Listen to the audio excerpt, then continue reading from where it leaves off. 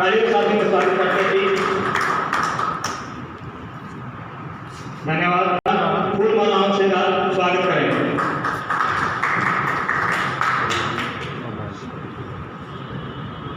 अनुरोध करूंगा सभी से 1 मिनट के लिए ये डेली न्यूज़ पे चलेगा। भाई तालियां बजाने में कोताही ना रखें, ये आप ही का प्रोग्राम है।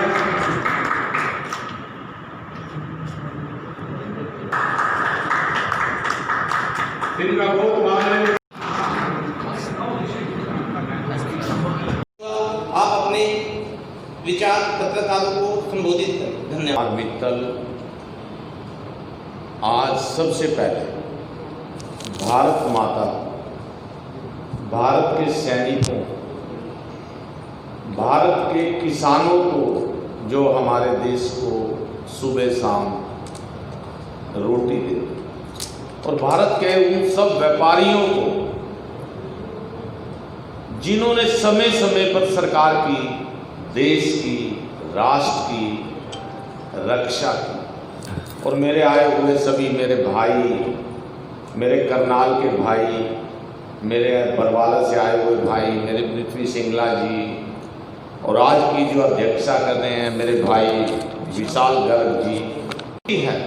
व्यापारी जिस मोड़ से गुजर रहा है, व्यापारियों को इस लॉकडाउन में क्या नुकसान हुआ, कितनी मुसीबतें झेल कर भी व्यापारियों ने भारत सरकार का साथ दिया।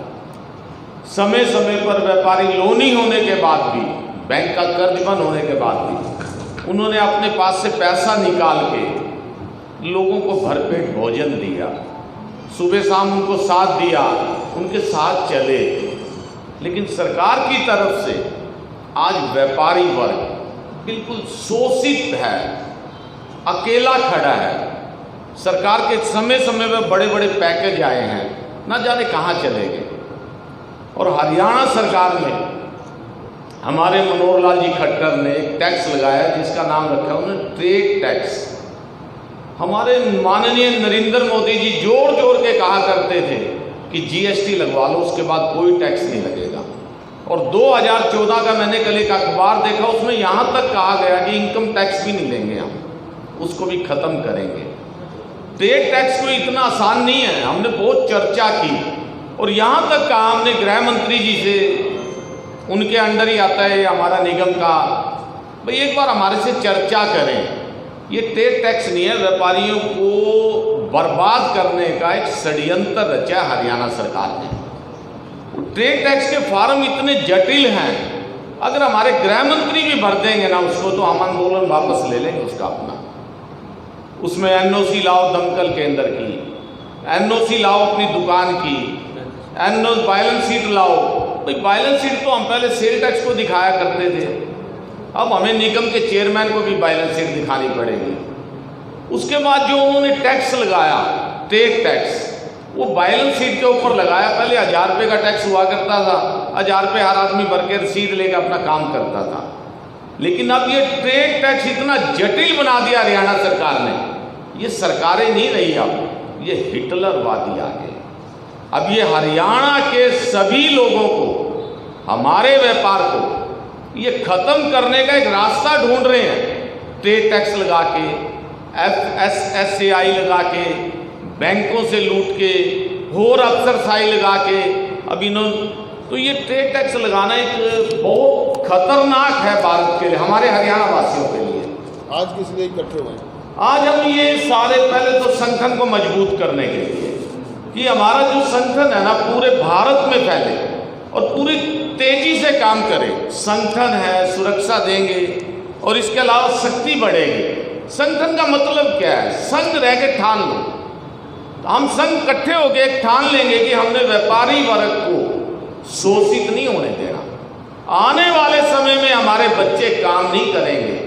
आज सरकार की जो नीतियां हैं, हरियाणा सरकार की जो हिटलरवादी नीतियां हैं, शायद मेरे बच्चे काम नहीं करेंगे।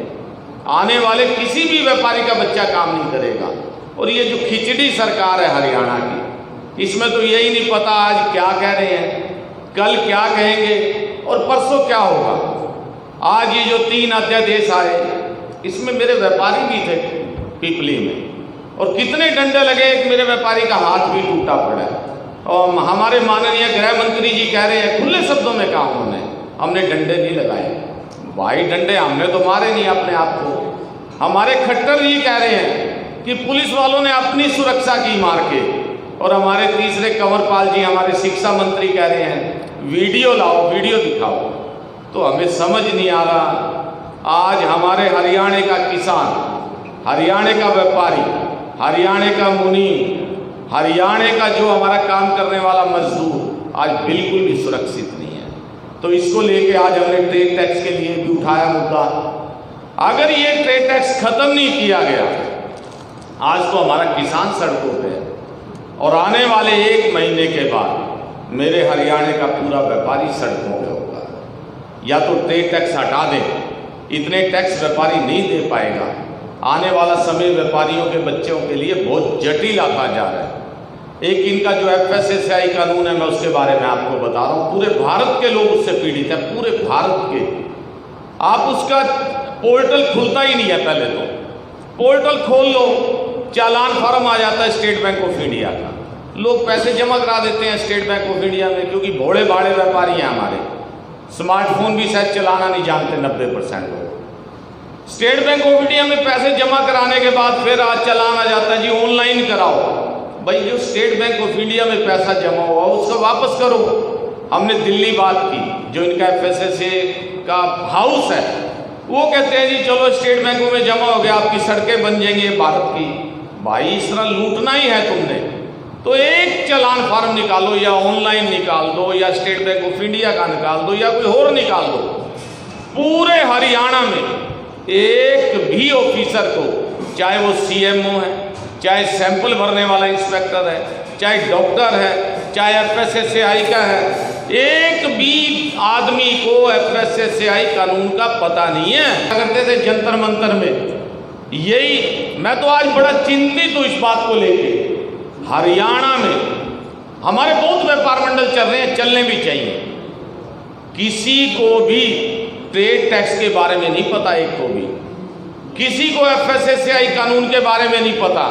आज सब पिट रहे हैं। उद्योग व्यापार मंडल ने, जो हमारे खट्टर जी ने 2000 का स्टाम्प कर दिया था, आपको सबको पता होगा, 4 साल रहा। 4 साल हमने विरोध किया। 4 साल के बाद अब खट्टर साहब ने चुनाव के समय उसको 100 रुपये का किया। 10,000 का लोन लेते थे, 8,000 का फार्म लग जाता था स्टैम्प पेपर। 1 लाख का लेते थे, 10,000 का स्टैम्प पेपर लग जाता था। पैसा तो सारा ये ले जाते थे हमारा, एकदम लेना शुरू कर। व्यापारी आज खत्म हो चुका है। व्यापारी आने वाले समय में ना जाने क्या क्या करेगा, इसके बारे में हम अभी नहीं कहेंगे। आने वाला समय व्यापारी के लिए, व्यापारी के बच्चों के लिए, जो ऑनलाइन आ रहा है, फिलिप्स कार्ड आ रहे हैं, अमेजन आ रहे हैं, और भी कई कंपनियां नई नई आ रही हैं, अडानी अंबानी आ रहे हैं। भाई ये कहाँ व्यापारियों को भेजना चाह रहे हो? आज मार्केट में धंधा नहीं है, मार्केट में काम नहीं है। आज मार्केट में बेले बैठे हैं व्यापारी, मेरे सो रहे हैं गद्दियों पे बैठे हुए। अगर यही हाल रहा, अगर कोई सुधार नहीं हुआ, तो आने वाला समय व्यापारियों के बच्चों के लिए, व्यापारियों के लिए, हमारे समाज के लिए, पूरे भारत में एक खतरे की घंटी बजने वाली है। और इसको बचाने के लिए व्यापारी वर्ग को मैं सभी को कहूँगा, एक मंच पे आए, हमारी सुने, अपने विचार दें। जो भी होगा उसके बाद उद्योग व्यापार मंडल, जब तक ये मेरी हरियाणा सरकार ट्रेड टैक्स खत्म नहीं करेगी, ये हमारे से बहस करेगा। FSSAI कानून खत्म करना पड़ेगा। क्यों नहीं खत्म करे? टाटा को दो FSSAI, बिरला को दो, बड़ी बड़ी अडानी अंबानी कंपनियों को दो। आम आदमी पे FSSAI बर्दाश्त नहीं किया जाएगा। और बहुत सारे जी हजूरी करने वाले सरकार के 700-800 रुपये, छोटे छोटे जो रेडी लगा रहे हैं लोग, जिनके पास 2 थैली दूध हैं, उनसे लेके जा रहे हैं, और उनको एक है ना 10 रुपये का एक ऐसा कागज दे जाते हैं 10 रुपये का, और कहते हैं जी आपका लाइसेंस बन गया। तो ये मेरे 90 विधायक बैठे हैं हरियाणा के, एक भी विधायक व्यापारी की बात नहीं करता, एक भी विधायक किसानों की बात नहीं करता। 10 MP हैं, पहले तो इनकी शक्लें 15 दिन नजर आती हैं जब चुनाव होते हैं। चुनाव के बाद एक भी एमएलए, एक भी एमपी, एक भी एमसी, एक भी चेयरमैन नजर नहीं आता। 3550 एमएलए हैं पूरे भारत में, 3500 या 3600 के करीब।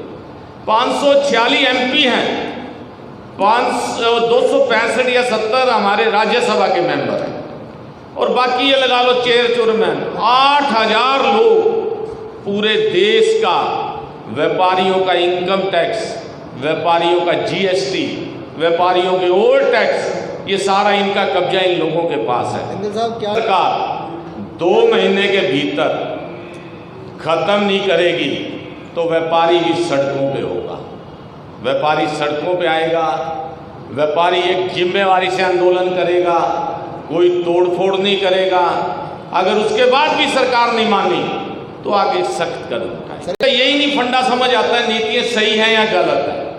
कल एमएसपी लाए हैं, उसमें अभी तक कोई लिया नहीं गया। एमएसपी में कोई जीरी नहीं एक भी ली गई, कह रहे पहली से लेंगे, आज से खरीदा, आज ऐसा है, कोई विश्वसनीय बात नहीं है।